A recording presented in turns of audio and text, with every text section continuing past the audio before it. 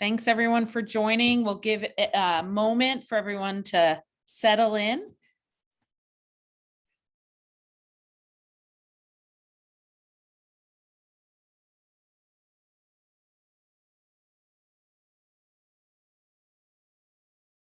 I love seeing everyone arrive. So exciting. Thank you all for being here. My name is Chula Lipkin, and I am the Executive Director of the National Association for Media Literacy Education. Thank you so much for joining this important conversation, a conversation on digital and media literacy with TikTok. We're very proud to partner with TikTok on Media Literacy Week and throughout the year on efforts to advance media literacy education around the US and beyond. Really excited for the conversation we are about to have. And without further ado, I'll pass it off to Victoria Mccullough from TikTok. Awesome. Thank you so much, Michelle. And we're just really excited to be a part of this and be a part of celebrating Media Literacy Week with you. And we're so glad and grateful for the parents and the media and digital literacy advocates who have joined us tonight from really around the country. My name is Victoria Mccullough. I work on TikTok's Trust and Safety Outreach team. Our goal on our team is to build partnerships with external voices and organizations to improve safety on TikTok. We really have a great panel here tonight that is going to hopefully cover a lot of topics and some really important tips for everyone. But before we dive into the panel discussion, just wanted to take a second for anyone who is maybe new to TikTok to just tell you a little bit about our community. I imagine most of you may have at least experienced one video so far, but for those who aren't familiar, TikTok is an app where people create and watch short videos. It is not social media, but a place for entertainment. Every month, more than 1 billion people come to TikTok to express themselves creatively, share talents, enjoy entertaining content, and engage with a diverse and global community. Really, no matter what you're interested in, TikTok has something for you or a community for you. This could include a cool new science experiment, a new way to calculate percentages, how to clean an oven, or embark on a new DIY project. Just to give you an idea of this type of content, we have a couple TikToks for you, including one from our panelist today, Jason, or on TikTok, as he is known, Dad Lives Jason. So we will show you these.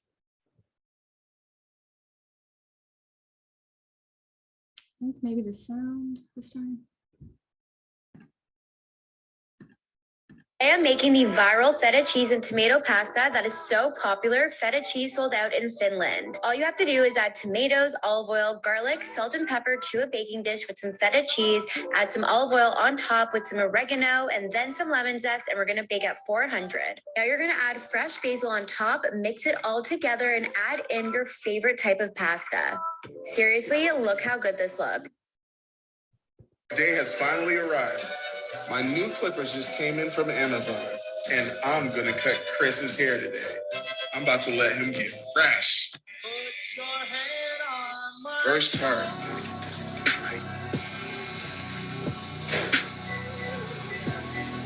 Okay, we almost done. We getting into the lineup. Got to get the hairline right.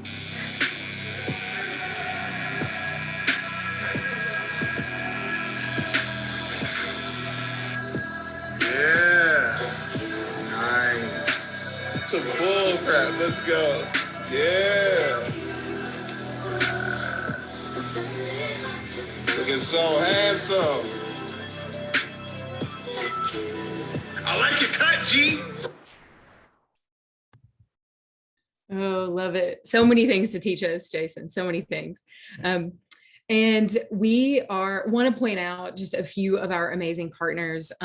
We have 3 who are here tonight: Cyberbullying Research Center, the National Parent Teacher Association, and namely, of course, we work with organizations like this who really help partner with our team on educational programming, like media literacy, and really help inform how we develop policies to improve community safety. And then I want to point out just a couple of specific youth safety tools and and just generally practices that we help to keep our community as safe as possible. So first, the full TikTok experience is available to those who are 13 and older. If someone under the age of 13 tries to sign up for TikTok, they'll go to our TikTok for Younger Users experience, which is designed to be an age-appropriate environment with content specifically curated for that audience. In the full experience, we offer a range of safety and privacy controls to empower people to make decisions about who they share content with. We really believe it's important to ensure an even stronger proactive protections to help keep teens safe. Two features I want to highlight is our 13 to 15-year-olds can't send direct messages or host live streams. Their accounts are also set to private by default, which means only someone who the user approves as a follower can view their videos. We have put all of this information in one place for anyone who's interested in our youth portal, for parents to learn more and help ensure that they understand the different ways they can help direct their children's experience on TikTok. And then here, our family pairing is one of our most innovative tools. This allows parents to link their TikTok account to their teens and set controls. So using family pairing, the parent or caretaker can determine such features as whether their account is private or public, who can comment on your teens' videos. And one really important one here is how long can teens spend on apps each day. And the family pairing tool allows you to set time limits for TikTok specifically. And finally, and this is one that I think we really, one of the reasons we're really excited about tonight's conversation is we really have set out to understand the type of support that teens are looking for, and what they are looking for from trusted adults in their lives. And that's, we've really tried to help simplify things for parents and encourage ongoing conversations among families. What we found is that teens need help with the basics. They want their parents to help them understand the rules, be available to chat and have these conversations, and really to not panic when things might go wrong. These conversation starters are available on our Guardian's Guide on our Safety Center.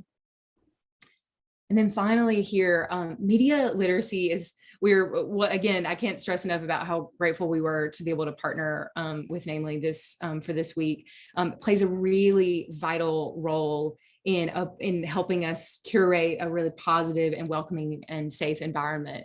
The three ways that we try to at TikTok to support media literacy are: one, on-platform education. So in partnership with Namely this week, we've developed now at this point 2 video series that share tips and tricks on what questions to ask when creating and consuming content.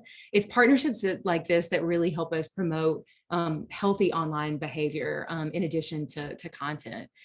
The other area we have really strong fact-checking partners who really help us review, assess the accuracy of the content that's getting posted. So if the content is being determined or is determined as false, then we will remove that. And then finally, community reporting. We offer ways for our community to flag videos and accounts that they believe are violating our community guidelines, like sharing misleading information. So with that, hopefully that was helpful for anyone who's kind of new to TikTok, and then for anyone who wasn't familiar with some of the tools and features that we have available, especially for families and parents. We wanted to make sure and share that with you tonight. But I now would love to kick off our panel and start with some introductions before we dive into the discussion. So Jason, I would love to start with you. All right. My name is Jason Linton. I go by the name Dad Life Jason. I'm a content creator on TikTok that mainly focuses on family branded content about my family, as we are a multicultural, multi-ethnic family that's come together through adoption and through foster care system. And I'm just showing people that perspective and showing them the love of gentle parenting, especially from my perspective as a father. Awesome, thank you. Carrie. Hi, thank you for having me here. My name is Carrie Neal. I live in Barrington, New Hampshire, and I am here representing as the National PTA Connected Ambassador. I'm a proud mom of 3 kids. I have one in 8th grade, one in 4th grade, and one in 2nd grade. And I'm just happy to be part of this conversation. Awesome, thank you. Samir, turn it over to you. Thanks, Victoria. Hey, Jason. Hey, Michelle. Hey, Carrie. I'm glad to be with you all. And we also definitely appreciate those who are in attendance. With Justin Patchen, I co-direct the Cyberbullying Research Center. I'm also a professor of criminology at Florida Atlantic University. And I just spend my time thinking about youth and tech and social media, obviously to focus on reducing the negative uses, abuse and misuse, but also, of course, what can we do that's intentional and meaningful to stimulate or induce positive behaviors, which I'm sure we'll talk about today. And Michelle, no, you mentioned a little bit in the beginning, if there's anything else we should know about. Yes, I have a 17 and 19-year-old, so that's exciting. They're both on TikTok. And I was telling Carrie that I'm a recovering PTA president, so that's really important to know also. But namely, for those of you who don't know, is a national membership organization. We obviously host Media Literacy Week each year, but we also act kind of as an umbrella organization for media literacy in the US, and then act as a voice of the US media literacy community in global discussions. So you can kind of see us as a resource or a convener, and also kind of a thought leader in this space. And, we're working every day to move media literacy forward. So we're so happy to be having this conversation. Awesome. I want to kick it off and just to start with a big question here, but to kind of align us on sort of what maybe led us all to be excited about this discussion. But I'll kind of open this up to everyone, but would love for folks to talk about what does media and digital literacy mean to you, and why does it feel important either in your work or your own personal life? And Samir, maybe I'll start with you, and we can move around from there. Sure, and I don't want to sort of steal anyone's thunder if they've got this like pristine definition of media or digital literacy, but I always think about how our youth need to continue to level up with various abilities, and one of those has to do with the ability to just sort of like take in content, analyze it, evaluate it, and of course create content in a way that is appropriate. And so, as you know, I work at the intersection of misuse and technology, and so when it comes to that, it just feels that the kids who have their heads on their shoulders like properly, the kids who slow down, who think through about ramifications, who think about whether this is actually accurate or perhaps a lie, they just tend to make better decisions. They tend to be more civil participants in the online realm. And so that's what I think that digital literacy and media literacy can contribute. Awesome. Jason, I see you nodding your head. Maybe we'll turn it over.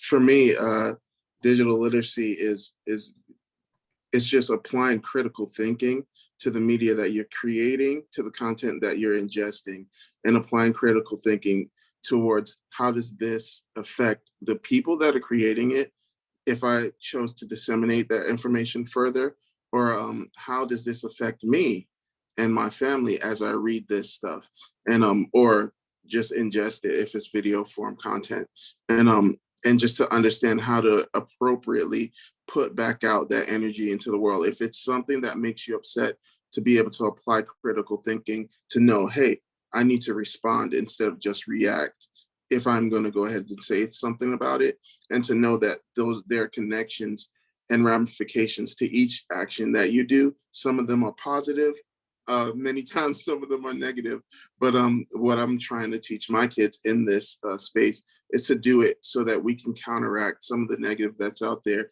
and to spread and to encourage more positive behavior out in the digital media space. Thank you. Carrie, any other thoughts to add to that?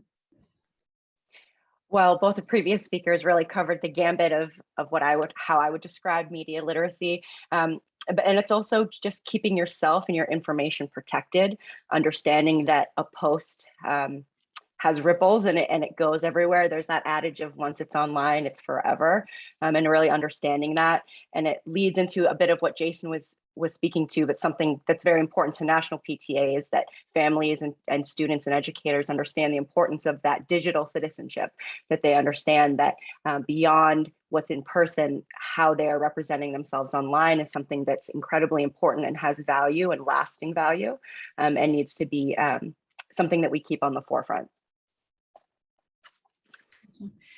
And Michelle, So I can define media literacy, if that's okay, and at least the way that Namely frames it. So all of those points are definitely involved. This is the way we have it on our website. It's to access, analyze, evaluate, create, and act using all forms of communication.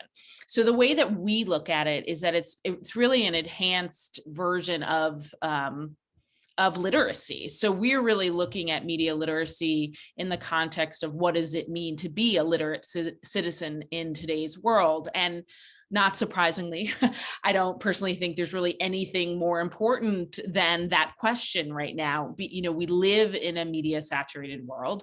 And if we don't understand the way media impacts us and how we are influenced by media messages, we will find ourselves illiterate. And we know the dangers and the disadvantages and the inequities of illiteracy. And so it's really important that we recognize no matter what, no matter who you are, messages that come from the media are impacting us. And so we need to work to empower individuals with media literacy skills so they can critically think, effectively communicate, and really participate fully in society. It's really, truly an essential life skill.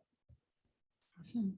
Well, so I would love to kind of start with you, Michelle, because this is something I've been eager to talk with you about. And so when I chat with parents and educators, I still think there's probably a lot of mystery around TikTok. And so they might know that their kids use the app, and students use the app, and they know it's popular, but they may not necessarily be familiar with all the tools and may not be familiar with the app. And I know you have spoken about how it's as important. The understanding of the content can almost be just as important as understanding the platform and understanding these mediums that we're using. Can you kind of talk about that a little bit more? Absolutely. This is my favorite thing to talk about. I think that in general, we make a few mistakes when we interact with kids and talk to kids about social media. And one of them is that we do put all the platforms into one bucket called social media. And we need to understand that each platform is unique, each has different aspects, different audience, different relationship with users, different creative elements. And those differences matter, and they matter a lot to kids and why they prefer certain platforms to others. And so I think putting TikTok in the same bucket as Facebook or Instagram, we have to be careful because all of those platforms come with different opportunities, different challenges. And I think that is a common mistake with parents. They just put them all together with social media. The other thing with adults, especially parents, is we get very overwhelmed, right? With changes. We get comfortable with the digital space our kids are in, and then a new platform is introduced and we get overwhelmed, we get frustrated, we're not sure what to focus on. And I think you said it actually in the beginning comments, Victoria, that we have to figure out a way to talk with our kids and not talk at them, right?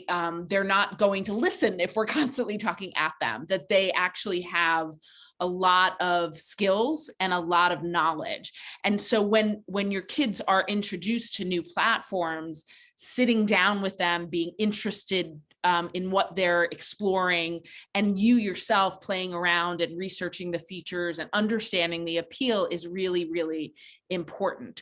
And also to recognize that, technology is going to change, new platforms are going to pop up, and what we have to focus on ultimately are the media literacy skills that really can navigate any platform that comes up. And that's what's really important. So trying not to panic, trying to have nuanced conversations with their kids about each and every platform they're exploring, and, getting in there yourself and getting involved. Yeah, no, it's really, and Carrie, we've worked TikTok has really partnered really closely with PTA on this specific issue to develop some resources, try to get them into the hands of parents and teachers. I would be curious from your perspective, how is that going? Are you finding that that parents and teachers are really engaging, and how do you go about kind of empowering and kind of getting that education, those resources into the hands of parents and teachers? Thank you for that question, Victoria. It's an important one. And so National PTA dedicated the past several years to really exploring this. I mean, we know, just like everyone else on this call and out there, knows that it's not going anywhere. And so we really needed to be proactive in our approach. So back in 2018, National PTA launched its PTA Connected initiative, which just formalizes and builds on that digital space and providing that resource for families. And so it educates and engages families on anything digital, from digital wellness to security to access, equity, literacy. And really something that we pride ourselves on is listening to our families and our educators, especially with support from companies like TikTok, where they partnered with us. It allows national PTA and then our local PTAs and state PTAs across the entire country to really empower and educate families and schools in this dialogue. As far as, how are we getting that information out to those who need it, is we have several different avenues, from social media posts to regular emails and newsletters. Also, our website at pta.org/digital safety has a ton of resources on there that really make a difference and help just start the conversation. It gives you tools so that the fear and the anxiety of having that conversation, whether you're a parent or an educator, can be at ease. And really, that's all parents ever need. That's what I need with my 13-year-old, is just how do I start that conversation? And then we also offer webinars and trainings and then grant programs so that we can bring these tools directly to the hands of where they're needed. Yeah, as you're speaking too about, your 13-year-old, and one of the things that is remarkable to me, and Samir, I was so curious to get your perspective on this, but I think this generation that is coming up can name some of these challenges. They know about cyberbullying, they know about sexting or maybe digital dating abuse. Like there's a vocabulary there that I don't think we've seen in previous generations. So Samir, I would be interested to hear if you could talk a little bit more about how digital and media literacy has maybe helped us understand that types of harmful online content and how we overcome it. I just want to commend you on the fact that you're so prepared, because all the things that you mentioned are aspects that we have studied specifically in published research papers on digital dating abuse and sexting, and of course cyberbullying, et cetera. So thanks for being well prepared. I just when we work with youth, and we do get a chance, because I pride myself on making sure that I'm not just someone in an ivory tower writing research papers, but that we're out there in the trenches working with schools and nonprofits and youth serving organizations on these issues. You get to have such amazing conversations that really do compel you to understand, as you were saying, the fact that youth are very self-aware. They know about these challenges. They're also sponges without a doubt. And so they're seeing what parents are doing. They're seeing what adults, even those who have status and power and privilege in society, are doing, and are rationalizing and are justifying. And they're taking all that in. And of course, they're still their own person. They're an individual making their own decisions. But what I struggle with is the fact that media literacy is not comprehensively given to everyone, even though, as Michelle mentioned, that's such a need. And I know Carrie and Jason would also agree, and you too, Victoria. It's just, it's disproportionately allocated, and sometimes it's inadequate or incomplete, or there's mixed messages, for example, related to cyberbullying and some of these other problems. Unfortunately, a lot of well-meaning adults sort of push this very fear-mongering, panicky message. And of course, in those situations, youth don't want to open up to us. Youth don't want to learn from us about strategies. Carrie mentioned digital reputation, and how, yes, you don't want to post negative things, but we can also help them specifically learn how to leverage social media for good, to set them up for personal and professional opportunities. Michelle also mentioned that, these apps all work uniquely, and that's great, but we have things to tell them about the feature sets, the controls, the safety implementations within, for example, TikTok, that are available and are at their disposal for them to enlist and use. So really it comes down to, are they willing to listen to us and learn from us, as well as like-minded individuals? Maybe youth specifically, we need to enlist them more to get across our media literacy messages. Yeah. And Jason, I have been thinking too, I'm so interested to hear too, as someone who's like on the platform, you're familiar, you're familiar with the medium, like how has being a creator informed how you talk about this to your kids? It's informed the way that I speak to my kids about it, because I've been able to see the effects. I've been able to see the positive ramifications and the negative. And I've seen moments where I can illustrate certain things to my oldest daughter, who's active on the platform, and I can take her to a moment where I see somebody being spoken to in a way that's not encouraging, that's probably hurting their feelings, and I come in with my blue check and I say something positive and encouraging, and how that turns the whole entire tide of the comment section. And they're like, oh, he's saying something cool. Yeah, they're doing great, such and such. And I'm like, I try to tell her everything's connected. When you look at digital media, everything's connected. Nothing is absolutely on an island by itself. Things migrate, and atmospheres migrate with the media. And so it's so important to encourage and to cultivate a positive atmosphere with what you're doing and the things that you're taking in. I get to show her, hey, I'll show her a certain piece of media, or I'll listen to her, and she's like, oh, did you know that such and such said this about so and so? And I'm like, so how does that make you feel? And she goes ahead and expresses, well, that's not fair that they would say that. And I'm like, are you sure? Did you see a video with them saying those exact things? No, but this person said. And I'm like, okay, let's go ahead and do some forensics. And it takes time. You actually do have to set aside some time as a parent to do those exercises with your child, to show them, hey, did you know that you can actually look at some of these tools in TikTok and you can go back and see where a sound originated from, and you can see the original context of something that may have happened on the app. And then you get to know, oh, somebody may have cut this a little bit short to make it seem a certain way, but this is the truth of the matter. And if you take time to think it through, and then you can go and verify for yourself, that empowers them. And I think more and more users on TikTok are learning that if you go after the positive and you take in the positive, the algorithm kind of rewards you with sending you more affirming things that keep you on a positive train. And that's been something that I've been able to kind of tell her, so that she can stay out of the drama and more into some of the light. As you mentioned things that are working, I'm curious if along the way, anything that you've, in terms of tactics that haven't worked in terms of engaging your kids, like is any lessons you wouldn't do again? Yeah, lessons that I wouldn't do again. I think in the beginning, it took a while for me to actually question my own self about why I do certain things, the things that I do. I wasn't critically thinking in terms of my own thought patterns. And so when I did see something that, oh my gosh, what is that song on there? And I'm like, you know what? No, you're not using that. Delete that. Delete it all. And I'm like, and that completely crushes all conversation. That crushes all nuances.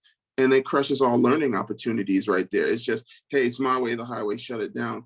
And it really begged me to question myself and say, why am I so afraid? Why did I let fear consume my actions, instead of saying, hey, let me go out for some understanding and try to learn why this was something I was so afraid of? And can we manage that fear into knowledge and help equip them to do better in those digital spaces? Victoria, real quick thing. I just want to build on what Jason's saying. So Jason is obviously a rock star and an influencer, and all of these sorts of conversations probably come very naturally to him. And he's right about the fact that you need to carve out time to have the conversations. But I just want to encourage all of our attendees, the parents who might not be influencers, who might not be spending so much time creating incredible content. You can do this too. Truly, you can. I know that you think that you might have to have all of these talking points, but honestly, if you just bring up some sort of situation in a very non-judgmental, non-critical way, you might be surprised with how your children, because this is their life, they run with the conversation, as long as they can pick up that you're not looking for ways to blame them or pin them against the wall or anything like that. And so there again, you can point out, oh, maybe this was taken out of context, or maybe you're internalizing the wrong message here. Maybe this needs to be read a certain way or cross-checked with this source, etc. It's all about just trying, just broach the topic, give it a whirl. And again, your kids very often will carry the conversation. I think that's Carrie, as we were I was thinking about, I have had this experience with some friends, and we've talked a little bit about the generational gap of how different generations like might approach some of these topics. And I guess I'm curious in this with media and digital literacy, what are there things that you're seeing between generations of like how they actually talk about something like media and digital literacy? I imagine there's a million things, but I would be curious to hear about any trends you're seeing in your world. That's a great question. I mean, from my experience personally, I remember growing up in the age where instant messenger was like the very first thing, where you were able to speak to a stranger out there and things like that. And my family wasn't prepared for that. We didn't really talk about it. There was no conversation or kind of a social contract about what's safe, what's not safe, chat rooms and things like that. I really had no idea what was out there. And then fast forwarding to today as a parent now, I like to think at the age that I'm at that, I am definitely up on trends. I know everything. I'm still relevant. Everything's great. And then lo and behold, your kids come and remind you that they do know more than you about certain things. And so as far as the previous question, I kind of think it applies to this, is that don't wait until there's a situation where you have to address it because you're already coming on the defensive. The first time my daughter asked me to get a TikTok account, I went on the defensive because I went to one training or saw one video where like the worst case scenario happened. And it was a gut reaction. It was an honest reaction, but it was not great to facilitate that conversation because my fear translated to my child. What she heard was distrust. And then that leads to hiding and the apps and hiding those programs and not telling you when things happen. And believe me when I say there are ways to hide things that we don't know about yet, that I'm still learning about too. And so I am regularly reminded that there's something new that I don't know of. And even though it feels overwhelming, it does, like we've been saying in the past, it doesn't have to be all encompassing. You do not need a degree in order to have a conversation. It's just the bravery of saying, I'm going to start. It's not going to be reactive, and we're going to do this together and learn together. If it's okay, Victoria, I'd love to add to what Carrie was talking about, because I think that's one of the reasons I like to think about this as a literacy issue, is because parents, if they picture themselves helping their children learn to read, right? It's a very side-by-side process, right? Like we can just picture it night after night, reading the same book over and over again. And then you start with the board books and you're talking to them about the pictures, and then you continue to advance their skill, but you're doing it together. You're doing it side by side, and you're truly helping them learn to decode words, to analyze the story simply by saying, what do you think is going to happen next? And we're very comfortable with that. We know how to do that. And if we think about working with our kids and behaving like in the same manner with them when it comes to technology, then it becomes this side-by-side process. And I think that's so important. And I think one of the biggest disconnects is because we keep pretending that social media issues or technology issues are a youth issue. Like it is not. We are all new at this. We are all navigating this together, and you cannot pretend that you know more, right? So we have to do it side by side, and we have to recognize that whether you're 16 or 60, we're all navigating new territory, and we kind of need to do it together.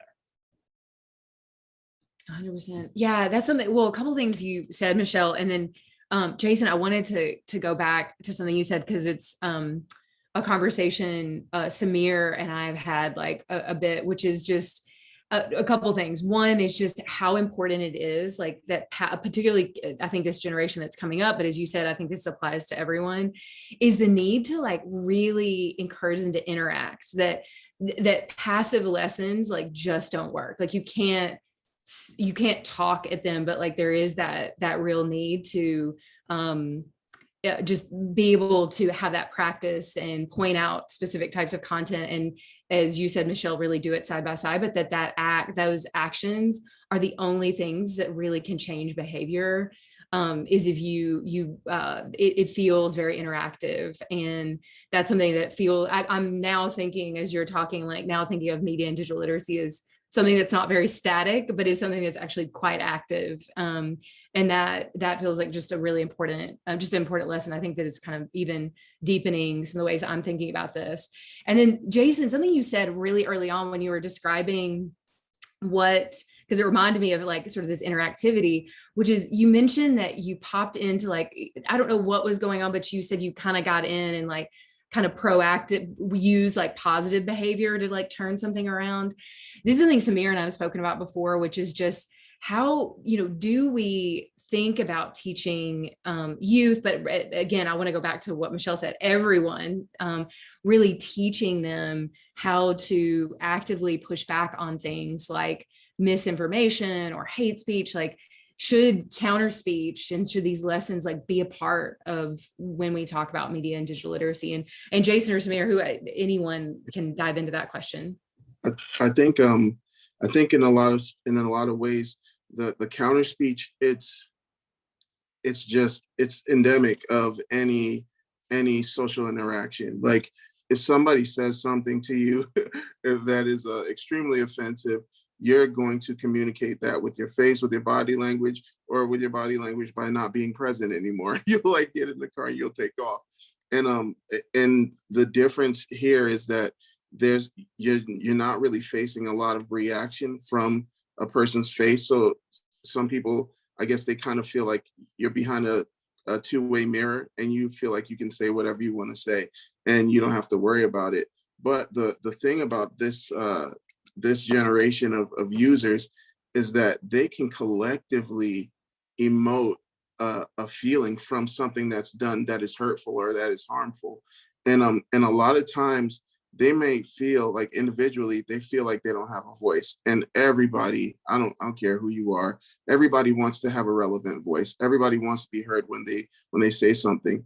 And one of the things I've been able to translate to my children and to a lot of the followers that are out there, a lot of the users, is you may feel like you don't have a voice, that you aren't heard because you don't have 1 million followers. But one act of kindness, of communicating something positive, communicating something uplifting to somebody that may be hurting, doing that has a massive effect on a massive scale that you may not even recognize. And I've seen a kid actually do that. They went behind and they saw somebody saying something mean, and a bunch of people were saying something mean to a particular user, and they went and they said something positive, and it was very like, it kind of opens your eyes how to how some of the youth think. It informs you like, oh my gosh, they're so much better at compassion than we were, because we were told to sit and not talk, speak when you're spoken to, and they get to express themselves a lot better in those ways, and I'm there to learn from them. But I saw that their comment ends up getting all these likes, and they get to see, oh snap, I'm not invisible. I can use what I'm saying and uplift somebody, and there's a reward behind it. It might not be like that every single time, but to show kids that is something that can happen, that is something that's normal in the way that you use your voice, that you don't have to feel like you're silenced all the time.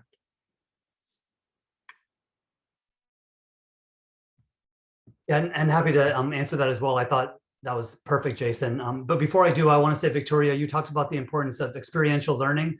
And I always just think about a person from history that I love, which is Benjamin Franklin, who I didn't really get into until the first National Treasure movie, but then I really wanted to learn all about him.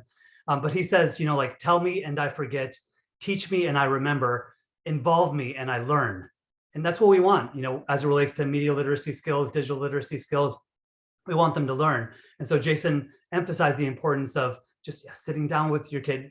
Carrie mentioned this as well, working with them, whether it's on the couch together or with the device in hand, so very powerful. And then back to counter speech, you need to absolutely be media literate in order to engage in counter speech. I was on a hate speech and hate crimes panel earlier today, and we were just talking about this in detail. there's been a ton of great work done by scholars such as Danielle Citron and Helen Gordon and Susan Benesch. And when it comes to counterspeech, obviously, again, you're speaking up and you're trying to address something that is unjust or wrong or hurtful. And again, if you don't have certain skills, you won't be able to do that. The first thing is we have to combat inaction. If we just sort of allow it, then it's going to proliferate, and everyone's going to think, we're just going to tolerate this and condone it. Meanwhile, we've got various populations who continue to be harmed. And you will be inactive unless, again, you have the skills that, Michelle is all about building, and the rest of us is all about building. And so tied into this, you need to be able to, for example, feel comfortable and articulate enough to warn the aggressor about consequences, not only consequences to the target that they're inflicting, but also consequences to themselves, their reputation, the fact that they could be banned from a platform, et cetera. Also within counterspeech, you think about, what can you do in order to diffuse the situation, to remove tension, to deflect the attention of someone who's being hateful in another direction?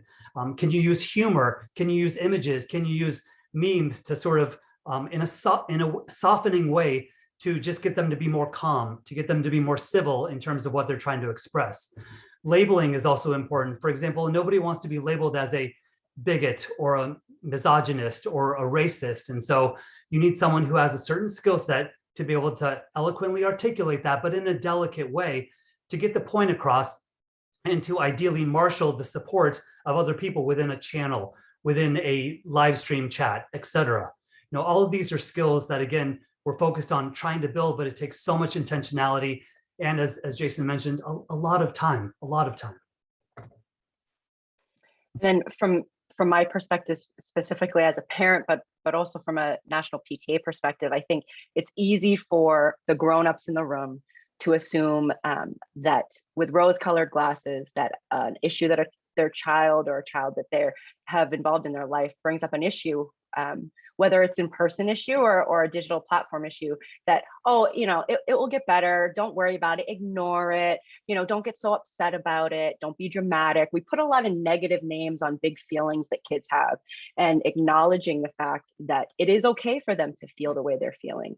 Put some words on their feelings that they're having and give them the space to feel that no judgment concept is incredibly important, I think, to encouraging, first of all, that they'll talk to you again about it. They'll look to you for advice about it. And then the fear as a parent or as a caregiver that are things happening that I don't know about? Is that why my teenager is being moody today? Is it because of something they're not telling me? It helps to ease your fears as well, because of that two-way dialogue is just so crucial. Absolutely. We have a few questions here in the last few minutes from some of the audience. So I'm gonna take a look at some of these and direct them. Actually, I think probably a few of us could dive into these. So this first one is a little bit TikTok specific, but I would be really curious to hear what everybody has to say about this or any tips. So I'll read this off. My question is more about the platforms in general. You have a kid-safe platform for children, but unfortunately kids do not tell the truth all the time.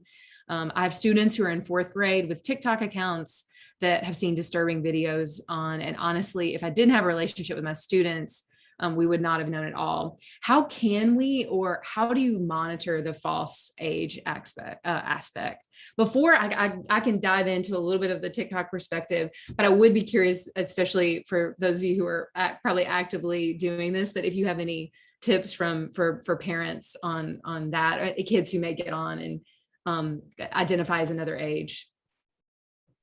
I mean, I think just to address the point in that question about disturbing videos, I think that we still think that kids can get away with not seeing disturbing videos. And I think one of the things that we have to start doing as parents and as teachers and as people that have kids in our life is to meet that head on and say, the internet and social media is a very big place, and odds are you are going to see stuff that scares you, that upsets you, that feels inappropriate. And that's going to happen. And when it happens, I want you to come to me. We have to assume at some level that they're going to see stuff that we wish they didn't see. Like, we're not going to be able to stop that.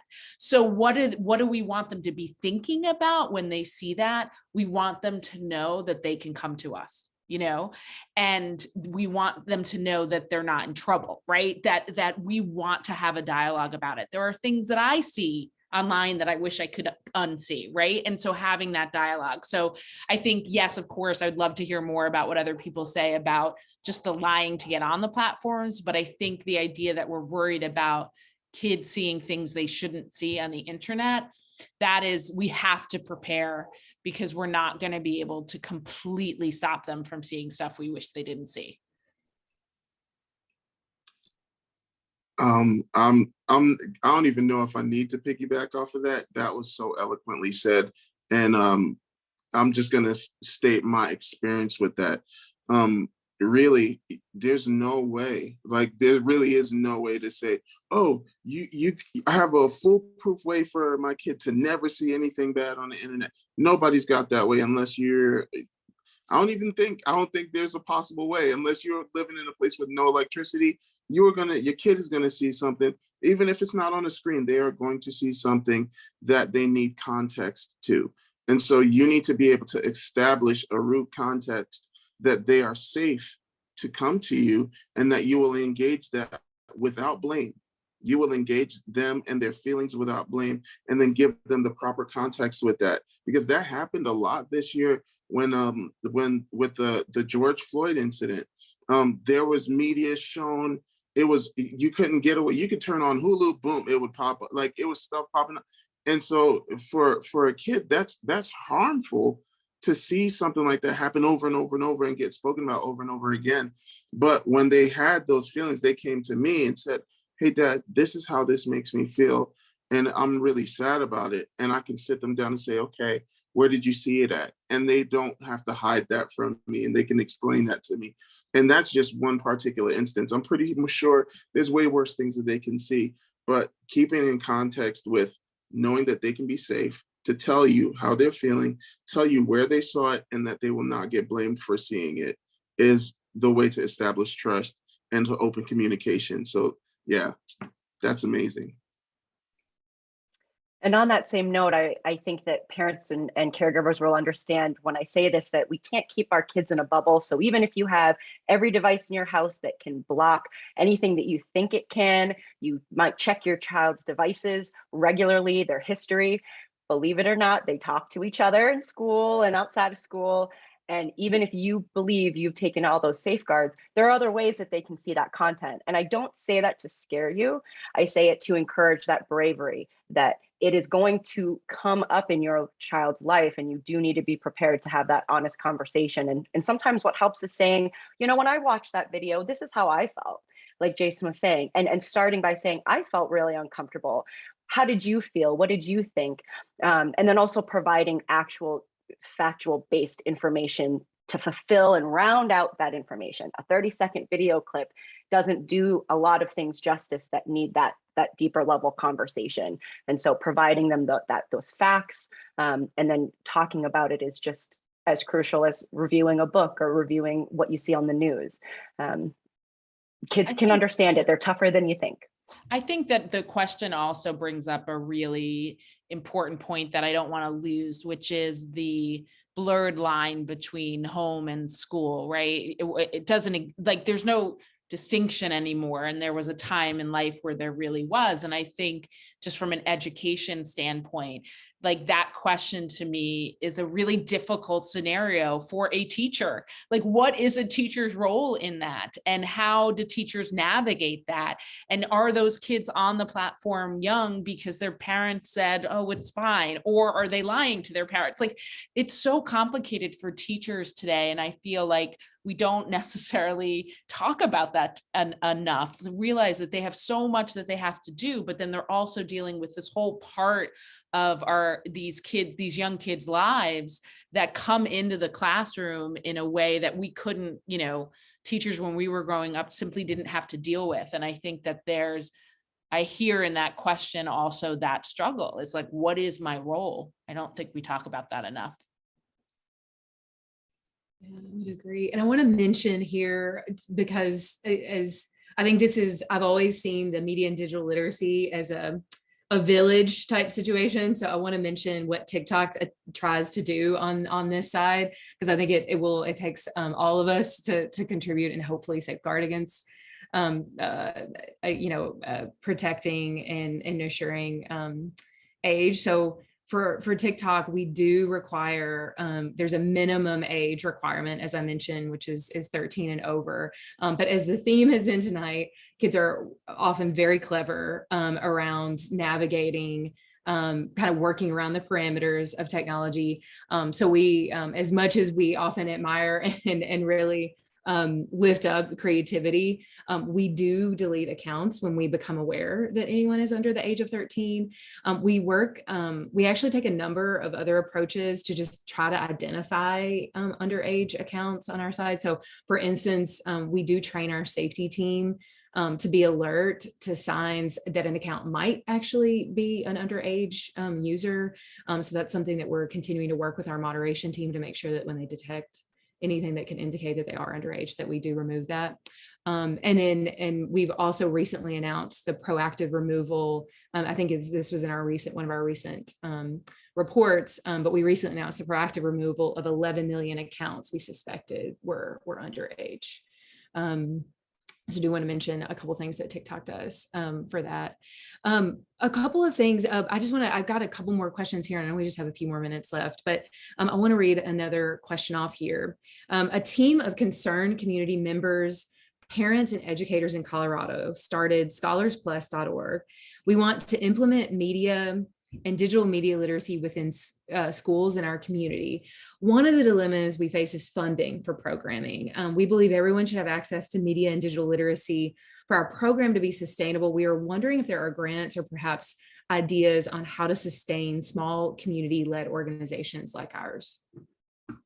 So I can just add that, so we, as I mentioned at the beginning, Namely is an umbrella organization, and we have about 85 organizations that are local, regional, national under that umbrella. So there's a lot of examples of local organizations that are doing incredible work, within their communities around the country. And there's actually quite I can think in my head about our members in Colorado who are doing. So what I'm going to suggest very deliberately to the person who asked this question is to get in touch with us, because we might be able to help just guide you and to get you. A lot of what we do is say, oh, that's a similar thing than what's going on in Massachusetts. You should talk to this person. So trying to make those connections so you don't have to start from scratch.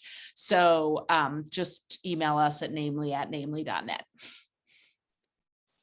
And on that same token, at National PTA, if you have a local PTA around where you are, there are grants thanks to funding provided by National PTA sponsorships with Norton LifeLock, AT&T, Google, Facebook, and of course, TikTok. And so those grant programs are ones that provide you turnkey solutions that your school can use, that your educators can use, that are step-by-step, self-paced even. Like for example, there's this really great program where it's called the Smart Talk tool, where you actually go through, get asked questions, you fill out this information in a very interactive way. And then at the very end of it, you get a contract that you work with your child or student on to say, here's what we're committing to together.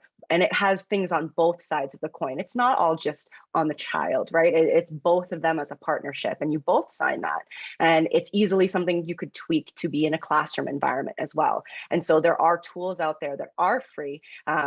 I hate to socially plug, but at pta.org/digital safety, where you can really utilize the free model, or like I said before, connect yourself with a local PTA and see if they're running a PTA connected program through a grant opportunity or even on their own.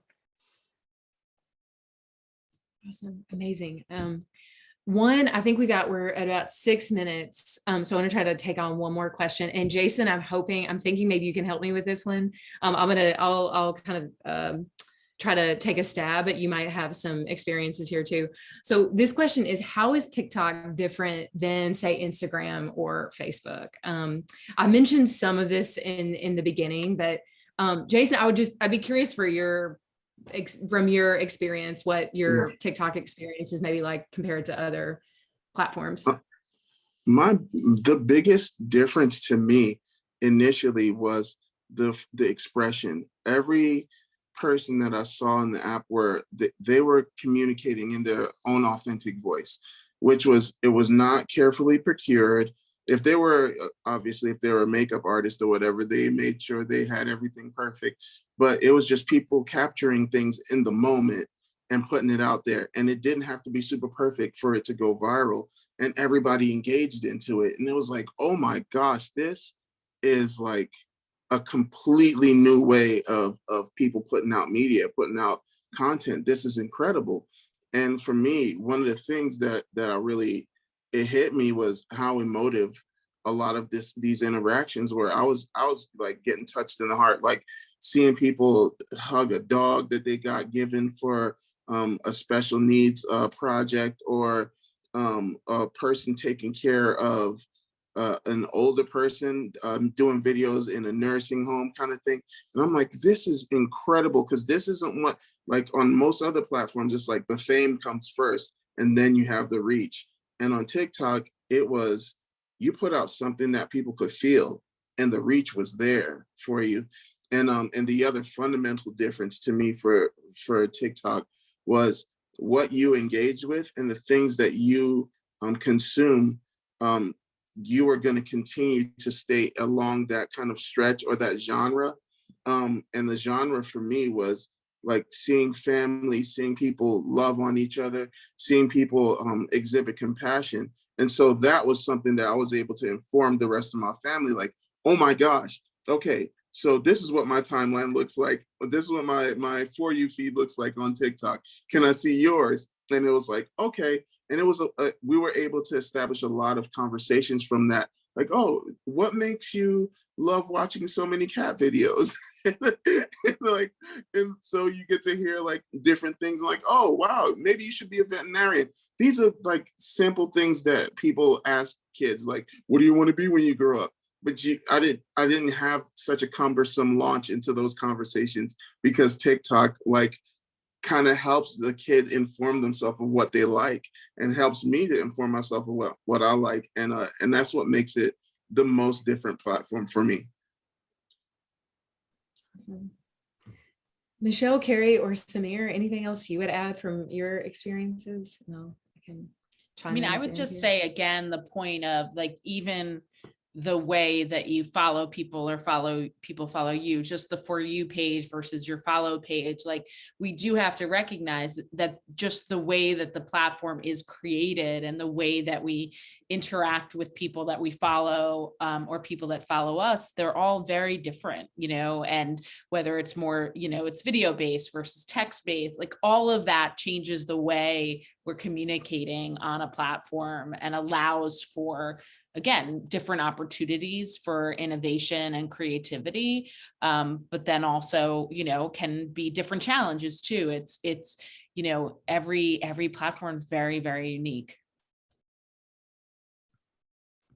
I guess I would just say that, we're in this season where social media companies are being crucified, but the individuals that I've met in trust and safety departments, so to speak, they have good hearts, and they care about youth. They care about the experience that youth have. Perhaps there's others which maybe not so much, I don't know, but that's not my experience. And then secondly, these companies like TikTok are always innovating. They're trying different sorts of feature sets and doing A/B testing and pilot testing to identify, what needs can be met to make sure that youth are able to block and report and mute and unfollow quickly, and all these sorts of things that a person might want in order to feel safe and secure, and that their privacy is being protected. So I think they're going to continue to innovate, and there's probably going to be a little bit of stumbling here and there, because as Michelle mentioned at the very onset, this is all new. We're all kind of learning on the fly. But yeah, I feel like we're hopefully headed in a good direction. I remember the first time I tried to use TikTok or Snapchat, because I was so used to Facebook as an integrative program. I was not familiar with any of the user sets and how to scroll even. I felt very, very, very old. And so I encourage families to do their research. Like, for example, thanks to our partnership with TikTok, we created a national PTA and TikTok guide for parents, which just makes it very easy to understand. I hate to admit that I needed it, but I did. And it was really helpful so that I could understand who can follow and who does she follow, and what do the hashtags mean, the value on TikTok versus somewhere else. And there is a difference. And it was just tools in my toolbox to know. So I encourage every family to go out. There was a question, I think, related to, well, where do we go? Where are these social media platforms posting this information? I truly encourage people to just do a basic Google search, and you'll find a lot of guides out there directly from companies like TikTok that are providing those guides for you in a way that's very digestible. And I think, Michelle, don't tell me if I'm wrong on this, but I think we could probably send some follow-up of links to some of this. I think most of it is fairly easy to find, but absolutely, yes, we can definitely send it to people that registered and attended. Great. Well, thank you so much to everyone. I know we're right at time. Michelle, thank you so much to the Namely team for hosting us. Jason, Samir, Carrie, it was just really such a wonderful conversation. And I'm so excited to continue to work with this group on this really important topic as we move forward. Thank you, Victoria. Nice to see everyone. Thank you so much. Thanks. Thank you all. Bye, everyone.